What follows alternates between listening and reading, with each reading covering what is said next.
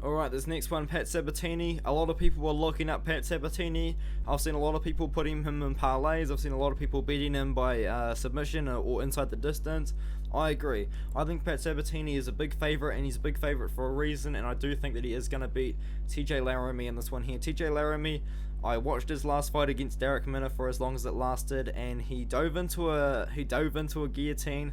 Didn't really show too much awareness. I mean, this was a year 6 months ago, so he probably has made a improvement since then. But he dove into a guillotine. Didn't really show too much awareness that he was in the guillotine, and he got submitted. And now he's fighting a guy with the ground game of Pat Sabatini. I know that these two weren't matched up to fight originally. I think Pat Sabatini was meant to fight like Tucker Lutz or something, and TJ Laramie was meant to fight someone else. But now they're fighting each other, and this is just not a good matchup for TJ Laramie, man. He's like a shorter guy for 145. And he's 5'6".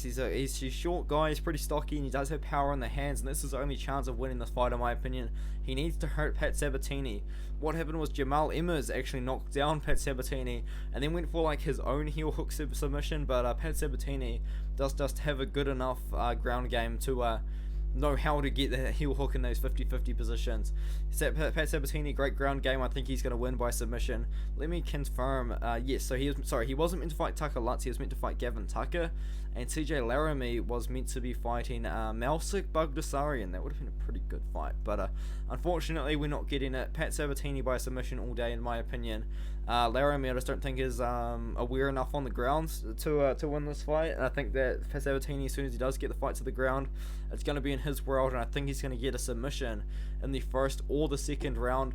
I'm going Sabatini by submission. I do have him in a parlay, or a more like a two-legger, just to kind of boost up the odds of my bet on Haley Alating, which I'm kind of thinking might be a bit of a dodgy bet, but I've still beat Haley Alating and Pat Sabatini, so that's my two-leg. I'm not going to really recommend you guys follow on with it, because I feel like there's definitely better bets to be made, but I am saying Sabatini should be a lock, if a lock even exists in MMA.